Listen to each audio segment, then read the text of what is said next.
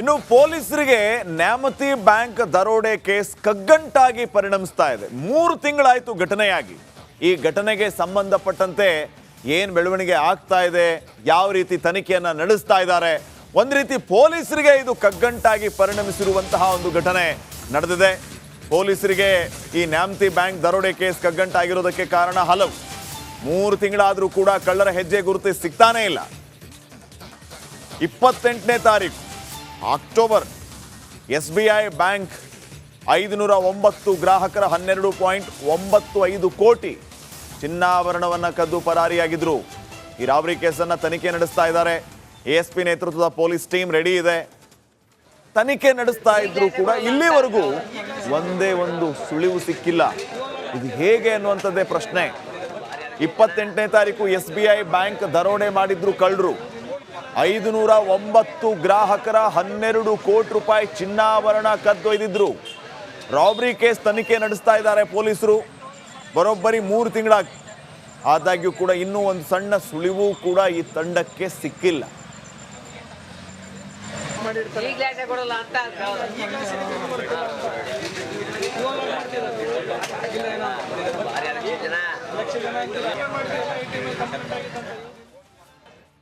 ಈ ಬಗ್ಗೆ ಏನಷ್ಟು ಮಾಹಿತಿಯನ್ನ ನೀಡ್ತಾರೆ ಪ್ರತಿನಿಧಿ ವಿಠಲ್ ಈಗ ಫೋನ್ ಸಂಪರ್ಕದಲ್ಲಿ. ವಿಠಲ್, 3 ತಿಂಗಳಾಗಿದೆ.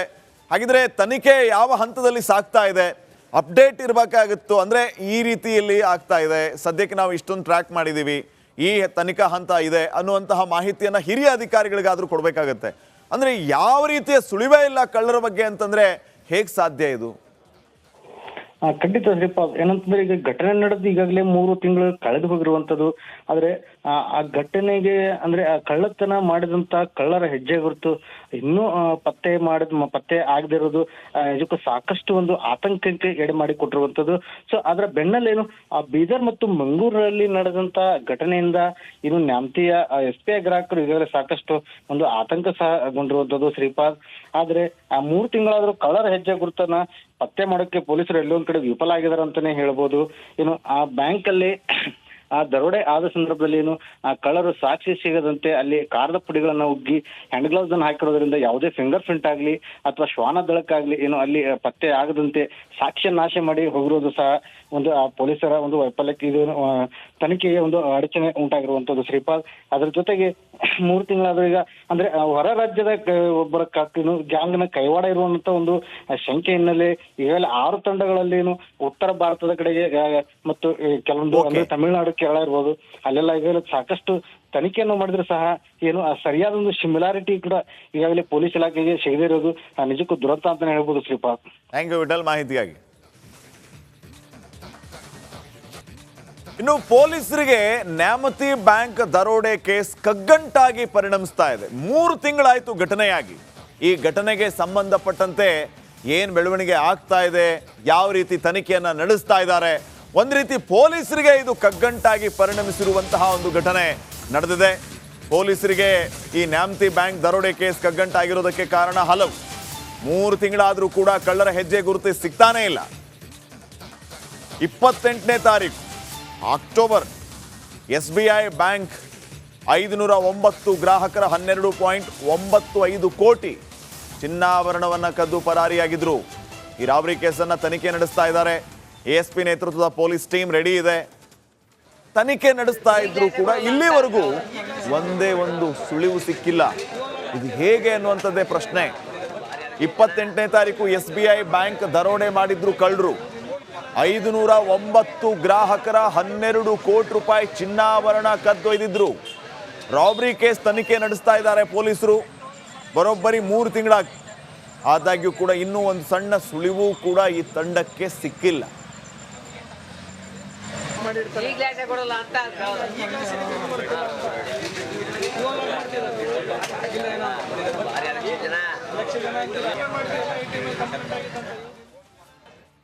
ಈ ಬಗ್ಗೆ ಏನಷ್ಟು ಮಾಹಿತಿಯನ್ನ ನೀಡ್ತಾರೆ ಪ್ರತಿನಿಧಿ ವಿಠಲ್ ಈಗ ಫೋನ್ ಸಂಪರ್ಕದಲ್ಲಿ. ವಿಠಲ್, 3 ತಿಂಗಳಾಗಿದೆ. ಹಾಗಿದ್ರೆ ತನಿಖೆ ಯಾವ ಹಂತದಲ್ಲಿ ಸಾಗ್ತಾ ಇದೆ? ಅಪ್ಡೇಟ್ ಇರಬೇಕಾಗಿತ್ತು. ಅಂದ್ರೆ ಈ ರೀತಿಯಲ್ಲಿ ಆಗ್ತಾ ಇದೆ, ಸದ್ಯಕ್ಕೆ ನಾವು ಇಷ್ಟೊಂದು ಟ್ರ್ಯಾಕ್ ಮಾಡಿದೀವಿ, ಈ ತನಿಖಾ ಹಂತ ಇದೆ ಅನ್ನುವಂತಹ ಮಾಹಿತಿಯನ್ನ ಹಿರಿಯ ಅಧಿಕಾರಿಗಳಿಗಾದ್ರೂ ಕೊಡಬೇಕಾಗತ್ತೆ. ಅಂದ್ರೆ ಯಾವ ರೀತಿಯ ಸುಳಿವೇ ಇಲ್ಲ ಕಳ್ಳರ ಬಗ್ಗೆ ಅಂತಂದ್ರೆ ಹೇಗೆ ಸಾಧ್ಯ ಇದು? ಖಂಡಿತ ಶ್ರೀಪಾದ್, ಏನಂತಂದ್ರೆ ಈಗ ಘಟನೆ ನಡೆದು ಈಗಾಗಲೇ 3 ತಿಂಗಳು ಕಳೆದು ಹೋಗಿರುವಂತದ್ದು. ಆದ್ರೆ ಆ ಘಟನೆಗೆ ಅಂದ್ರೆ ಆ ಕಳ್ಳತನ ಮಾಡಿದಂತ ಕಳ್ಳರ ಹೆಜ್ಜೆ ಗುರುತು ಇನ್ನೂ ಪತ್ತೆ ಆಗದಿರೋದು ಇದಕ್ಕೂ ಸಾಕಷ್ಟು ಒಂದು ಆತಂಕಕ್ಕೆ ಎಡೆ ಮಾಡಿ ಕೊಟ್ಟಿರುವಂತದ್ದು. ಸೊ ಅದರ ಬೆನ್ನಲ್ಲೇನು ಆ ಬೀದರ್ ಮತ್ತು ಮಂಗಳೂರಲ್ಲಿ ನಡೆದಂತ ಘಟನೆಯಿಂದ ಇನ್ನು ನ್ಯಾಮತಿಯ SBI ಗ್ರಾಹಕರು ಈಗಾಗಲೇ ಸಾಕಷ್ಟು ಒಂದು ಆತಂಕ ಸಹಗೊಂಡಿರುವಂತದ್ದು ಶ್ರೀಪಾದ್. ಆದ್ರೆ ಆ 3 ತಿಂಗಳಾದ್ರೂ ಕಳ್ಳರ ಹೆಜ್ಜೆ ಗುರುತನ್ನ ಪತ್ತೆ ಮಾಡೋಕೆ ಪೊಲೀಸರು ಎಲ್ಲೊಂದ್ ಕಡೆ ವಿಫಲ ಆಗಿದಾರೆ ಅಂತಾನೆ ಹೇಳ್ಬೋದು. ಏನು ಆ ಬ್ಯಾಂಕ್ ಅಲ್ಲಿ ಆ ದರೋಡೆ ಆದ ಸಂದರ್ಭದಲ್ಲಿ ಏನು ಆ ಕಳ್ಳರು ಸಾಕ್ಷಿ ಸಿಗದಂತೆ ಅಲ್ಲಿ ಕಾರದ ಪುಡಿಗಳನ್ನ ಉಗ್ಗಿ ಹ್ಯಾಂಡ್ ಗ್ಲೌಸ್ ಅನ್ನು ಹಾಕಿರೋದ್ರಿಂದ ಯಾವುದೇ ಫಿಂಗರ್ ಪ್ರಿಂಟ್ ಆಗ್ಲಿ ಅಥವಾ ಶ್ವಾನ ದಳಕ್ಕಾಗ್ಲಿ ಏನು ಅಲ್ಲಿ ಪತ್ತೆ ಆಗದಂತೆ ಸಾಕ್ಷ್ಯ ನಾಶ ಮಾಡಿ ಹೋಗಿರೋದು ಸಹ ಒಂದು ಆ ಪೊಲೀಸರ ಒಂದು ವೈಫಲ್ಯಕ್ಕೆ ಇದು ತನಿಖೆಗೆ ಒಂದು ಅಡಚಣೆ ಉಂಟಾಗಿರುವಂತದ್ದು ಶ್ರೀಪಾದ್. ಅದ್ರ ಜೊತೆಗೆ 3 ತಿಂಗಳಾದ್ರೂ ಈಗ ಅಂದ್ರೆ ಹೊರ ರಾಜ್ಯದ ಒಬ್ಬರ ಗ್ಯಾಂಗ್ನ ಕೈವಾಡ ಇರುವಂತ ಒಂದು ಶಂಕೆ ಹಿನ್ನೆಲೆ ಈಗಾಗಲೇ 6 ತಂಡಗಳಲ್ಲಿ ಏನು ಉತ್ತರ ಭಾರತದ ಕಡೆಗೆ ಮತ್ತು ಕೆಲವೊಂದು ಅಂದ್ರೆ ತಮಿಳುನಾಡು, ಕೇರಳ ಇರ್ಬೋದು, ಅಲ್ಲೆಲ್ಲ ಈಗಾಗಲೇ ಸಾಕಷ್ಟು ತನಿಖೆಯನ್ನು ಮಾಡಿದ್ರೆ ಸಹ ಏನು ಸರಿಯಾದ ಒಂದು ಸಿಮಿಲಾರಿಟಿ ಕೂಡ ಈಗಾಗಲೇ ಪೊಲೀಸ್ ಇಲಾಖೆಗೆ ಸಿಗದೇ ಇರೋದು ನಿಜಕ್ಕೂ ದುರಂತ ಅಂತಾನೆ ಹೇಳ್ಬೋದು ಶ್ರೀಪಾದ್. ಥ್ಯಾಂಕ್ ಯು ವಿಠಲ್ ಮಾಹಿತಿಯಾಗಿ. ಇನ್ನು ಪೊಲೀಸರಿಗೆ ನ್ಯಾಮತಿ ಬ್ಯಾಂಕ್ ದರೋಡೆ ಕೇಸ್ ಕಗ್ಗಂಟಾಗಿ ಪರಿಣಮಿಸ್ತಾ ಇದೆ. 3 ತಿಂಗಳಾಯ್ತು ಘಟನೆಯಾಗಿ. ಈ ಘಟನೆಗೆ ಸಂಬಂಧಪಟ್ಟಂತೆ ಏನ್ ಬೆಳವಣಿಗೆ ಆಗ್ತಾ ಇದೆ, ಯಾವ ರೀತಿ ತನಿಖೆಯನ್ನ ನಡೆಸ್ತಾ ಇದ್ದಾರೆ, ಒಂದ್ ರೀತಿ ಪೊಲೀಸರಿಗೆ ಇದು ಕಗ್ಗಂಟಾಗಿ ಪರಿಣಮಿಸಿರುವಂತಹ ಒಂದು ಘಟನೆ ನಡೆದಿದೆ. ಪೊಲೀಸರಿಗೆ ಈ ನ್ಯಾಮತಿ ಬ್ಯಾಂಕ್ ದರೋಡೆ ಕೇಸ್ ಕಗ್ಗಂಟಾಗಿರೋದಕ್ಕೆ ಕಾರಣ ಹಲವು. 3 ತಿಂಗಳಾದ್ರೂ ಕೂಡ ಕಳ್ಳರ ಹೆಜ್ಜೆ ಗುರುತು ಸಿಗ್ತಾನೇ ಇಲ್ಲ. 28ನೇ ತಾರೀಕು ಅಕ್ಟೋಬರ್ SBI ಬ್ಯಾಂಕ್ 509 ಗ್ರಾಹಕರ 12.95 ಕೋಟಿ ಚಿನ್ನಾಭರಣವನ್ನು ಕದ್ದು ಪರಾರಿಯಾಗಿದ್ರು. ಈ ರಾಬರಿ ಕೇಸನ್ನು ತನಿಖೆ ನಡೆಸ್ತಾ ಇದ್ದಾರೆ. ASP ನೇತೃತ್ವದ ಪೊಲೀಸ್ ಟೀಮ್ ರೆಡಿ ಇದೆ. ತನಿಖೆ ನಡೆಸ್ತಾ ಇದ್ರು ಕೂಡ ಇಲ್ಲಿವರೆಗೂ ಒಂದೇ ಒಂದು ಸುಳಿವು ಸಿಕ್ಕಿಲ್ಲ. ಇದು ಹೇಗೆ ಅನ್ನುವಂಥದ್ದೇ ಪ್ರಶ್ನೆ. 28ನೇ ತಾರೀಕು SBI ಬ್ಯಾಂಕ್ ದರೋಡೆ ಮಾಡಿದ್ರು ಕಳ್ಳರು. 509 ಗ್ರಾಹಕರ 12 ಕೋಟಿ ರೂಪಾಯಿ ಚಿನ್ನಾಭರಣ ಕದ್ದೊಯ್ದಿದ್ರು.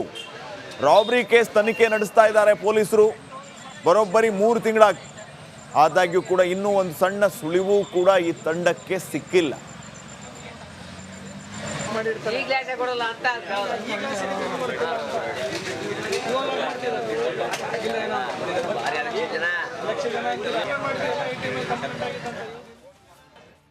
ಈ ಬಗ್ಗೆ ಏನಷ್ಟು ಮಾಹಿತಿಯನ್ನ ನೀಡ್ತಾರೆ ಪ್ರತಿನಿಧಿ ವಿಠಲ್ ಈಗ ಫೋನ್ ಸಂಪರ್ಕದಲ್ಲಿ. ವಿಠಲ್, 3 ತಿಂಗಳಾಗಿದೆ, ಹಾಗಿದ್ರೆ ತನಿಖೆ ಯಾವ ಹಂತದಲ್ಲಿ ಸಾಗ್ತಾ ಇದೆ?